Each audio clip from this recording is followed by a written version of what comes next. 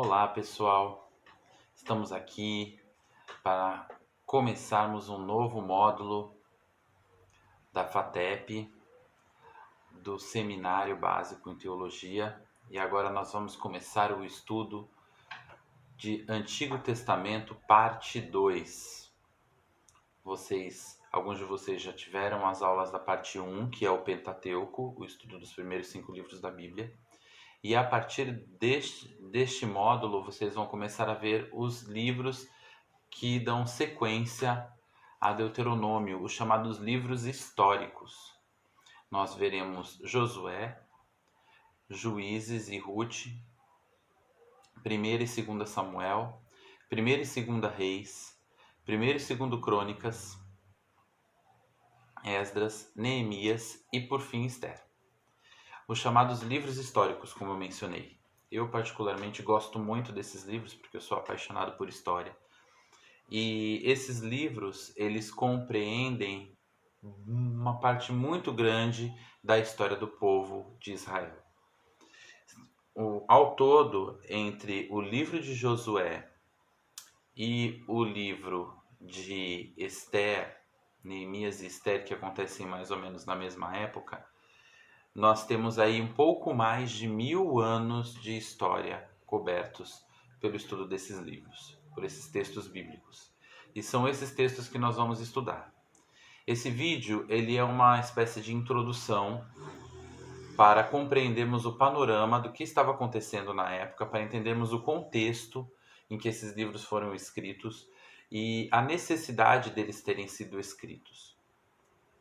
Na verdade, o escrever a história, registrar a história do povo era uma prática comum entre os israelitas, entre o povo de Deus. Desde o início, desde a época de Moisés, Deus já orientava para que Moisés registrasse os acontecimentos que ele estava vivendo ali, tanto que ele registrou o Pentateuco.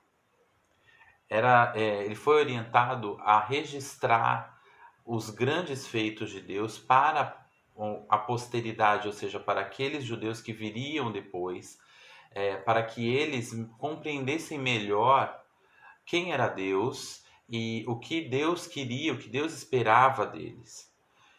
Vamos abrir o texto de Deuteronômio, no capítulo 6.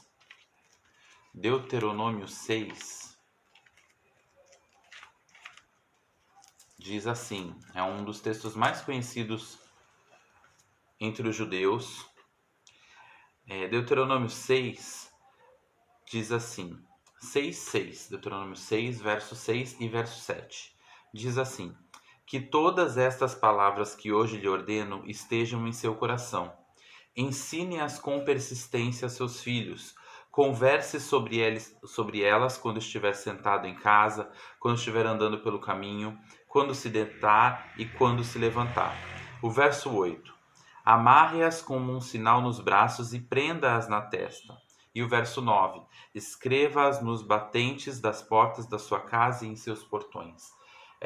Esse texto é considerado sagrado até hoje pelos judeus e retrata como Deus queria que a sua palavra fosse registrada. E isso não é diferente para os textos históricos. No decorrer dos livros históricos, nós vemos várias menções a como aquilo era escrito, tanto deveria ser escrito, ou a necessidade de se escrever os feitos dos líderes, dos reis, dos governantes, dos acontecimentos do povo. Em várias partes desses livros históricos isso aparece. Vamos abrir em 1ª Reis, no capítulo 14. Isso é só uma introdução, tá, gente? Depois a gente vai estudar tudo isso mais a fundo. Mas 1ª Reis 14, o verso 19, diz assim: os demais acontecimentos do reinado do rei Jeroboão, suas guerras e como governou, estão escritos nos registros históricos dos reis de Israel. Mais para frente, o verso 29 diz assim: Os demais acontecimentos do reinado de Roboão e tudo o que fez estão escritos nos registros históricos dos reis de Judá. Então, havia essa necessidade de se escrever os feitos dos reis, dos governantes, e também de se registrar o que acontecia com o povo de Deus, para que eles pudessem aprender e relembrar quem era Deus na vida deles. Esses textos, esses livros históricos, eles foram escritos no decorrer, como eu falei, de cerca de 1000 anos. E a maior parte dos teólogos entende hoje que, apesar de terem sido escritos no decorrer de 1000 anos, eles foram compilados, ou seja, reunidos de fato, só após o exílio de Israel, por volta do ano do século V antes de Cristo, 450 ou 400 antes de Cristo. Vamos falar um pouquinho mais sobre o exílio no decorrer dessas aulas. Mas, ou seja, no final desses 1000 anos, depois que o povo de Israel, tendo tomado a Terra Prometida e perdido a Terra Prometida, digamos assim, né, devido à sua desobediência, e passado pelo exílio na Babilônia, passados 70 anos exilado na Babilônia, quando eles retornam, após retornarem à sua terra, esse povo, que agora já se chamava como povo judeu, viu a necessidade de se compilar tudo isso para que não se perdesse, porque houve tantas guerras e houve tanta destruição, tantas coisas eles perderam, então havia essa necessidade de se guardar esses textos. E aí esses textos que foram escritos aí no decorrer desses anos, foram então compilados, agrupados naquilo que foi chamado depois de Bíblia Hebraica. Alguns estudiosos entendem que, na verdade, houve apenas 2 autores desses livros históricos. Um que teria escrito de Deuteronômio até o segundo livro de Reis, e outro que teria escrito de Crônicas até o livro de Neemias e Esther. Não é um consenso entre os teólogos isso, tá, gente?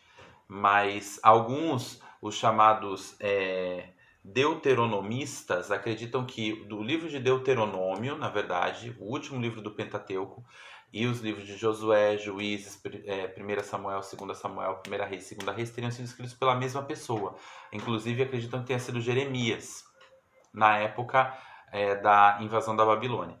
E os demais livros teriam sido escritos, com exceção de Esther, teriam sido escritos por Esdras.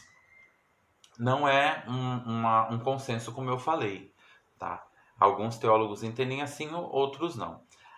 Nós vamos ficar com a opinião, que é a da maioria dos teólogos, que cada livro realmente teve o seu autor ali, específico, escrito na época em que aconteceu, e que realmente, após o exílio, após esses 1000 anos de história, houve uma compilação. Alguém que juntou tudo e fez como podemos dizer assim, uma reunião de todos esses escritos num texto só.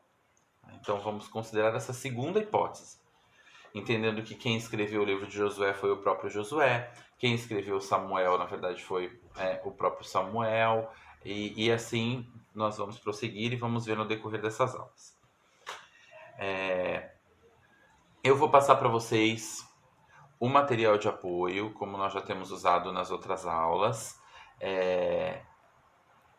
mas o conteúdo desse vídeo específico não está no material de apoio, porque o material de apoio já vai entrar realmente no estudo dos livros especificamente. Como eu falei isso, tudo que nós estamos vendo aqui é uma espécie de resumo. Continuando, voltando à questão do contexto. Os livros históricos, ou seja, o estudo de Josué, ele começa com os israelitas saindo do deserto e iniciando a entrada na Terra Prometida após a conquista, prestes a conquistar aí a Terra de Canaã, após os 40 anos no deserto, com a morte de Moisés, já com o novo líder, que é o próprio Josué, o povo então começa a tomar posse das promessas que Deus havia feito para eles.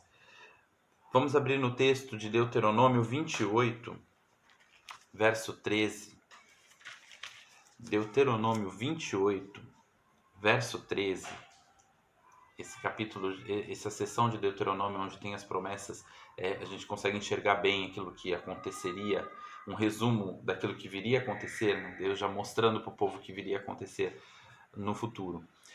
Deuteronômio 28, 13 diz assim: O Senhor fará de vocês a cabeça das nações e não a cauda. Se obedecerem aos mandamentos do Senhor, o seu Deus, que hoje dou a vocês, e os seguirem cuidadosamente, vocês estarão sempre por cima, nunca por baixo. Então, se o povo, Deus aqui já mostra que o povo permanecendo fiel, eles permaneceriam como cabeça daquelas nações ali, daquelas nações, daqueles povos que dominavam a terra prometida e até das outras nações que estavam ao redor. E quando nós vemos os livros históricos, nós vemos que isso foi verdade. Enquanto houve fidelidade, tanto da parte do povo como da parte dos seus governantes, e muitas vezes, na verdade, os governantes conduziam o povo ao pecado, nós vamos ver isso. Quando havia essa fidelidade nos reis, nos juízes, nos governantes do povo e no próprio povo, o povo prosperava, a bênção de Deus vinha e eles realmente se destacavam diante das demais nações. Porém, houve muitos momentos em que o povo se afastou dos caminhos do Senhor, se afastou da presença de Deus, se afastou daquilo que Deus havia preparado para eles. Nós veremos isso nos livros de Juízes, veremos isso no livro de Reis, no livro de Crônicas.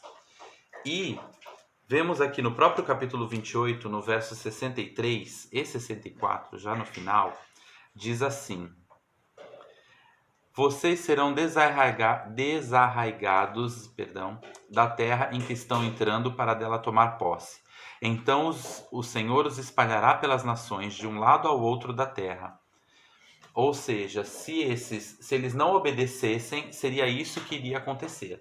Eles seriam desarraigados, ou seja, seriam expulsos daquela terra que eles lutaram tanto para conquistar, que aquela terra que havia sido prometida para eles desde lá do Egito, e aquela terra que na verdade havia sido prometida ainda para Abraão. E eles seriam não só expulsos, como espalhados por todas as nações. E é isso que acaba acontecendo.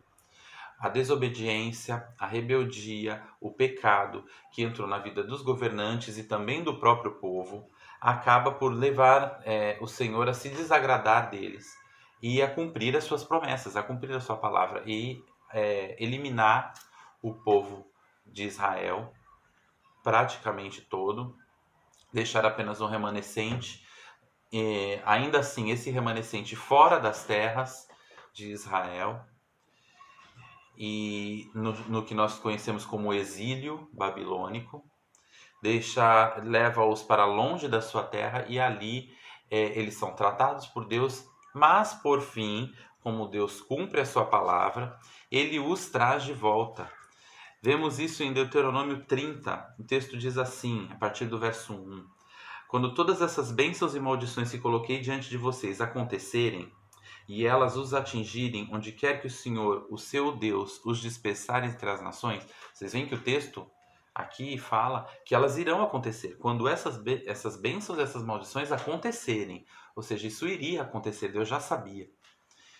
E quando vocês e seus filhos voltarem para o Senhor, o seu Deus, e lhe obedecerem de todo o coração e de toda a alma, de acordo com tudo que hoje ordeno a vocês, então o Senhor, seu Deus, trará restauração a vocês, terá compaixão de vocês e os reunirá novamente de todas as nações por onde estiverem espalhados. Então, houve a conquista, que nós vemos no livro de Josué, e também no livro de Samuel, no livro de Juízes. A conquista que alcança o seu ápice, o seu ponto mais alto no livro de Reis com Salomão. Há a perda dessa terra, em que nós já vemos um pouco disso acontecendo em Juízes, como se fosse um alerta, mas depois nós vemos isso no livro de Reis, muito bem retratado. em que o pecado entra e ali Deus começa a punir o povo pela sua rebeldia, pela sua distância dele, do Senhor. Mas também há a restauração, que é visto nos livros de Esdras, de Neemias e também de Esther. Tudo isso nós vamos enxergar aqui no estudo das próximas semanas. E eu espero que vocês estejam acompanhando, que vocês permaneçam aí conosco, firmes e fortes. E no próximo vídeo a gente já vai entrar especificamente no livro de Josué e começar a estudar detalhe por detalhe de todos esses acontecimentos históricos, tanto da entrada na Terra Prometida, as conquistas que surgiram, a tristeza, as tristes histórias de rebeldia e de pecado do povo, a consequente destruição e também o retorno ao lar, a restauração que Deus opera. Tudo isso nós vamos estudar nas próximas aulas, amém?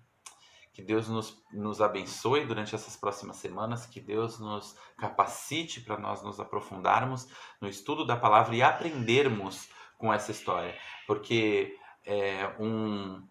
há uma frase bem conhecida que diz assim, de um autor, eu não me lembro o nome agora, mas que diz assim, que nós podemos aprender com os nossos erros ou com os erros dos outros, e que é melhor a gente aprender com os erros dos outros. Então nós vamos aqui ver os acertos, ver também os erros, e aprender com os acertos e os erros do povo de Israel, para que nós não venhamos a cair nas mesmas armadilhas que eles caíram.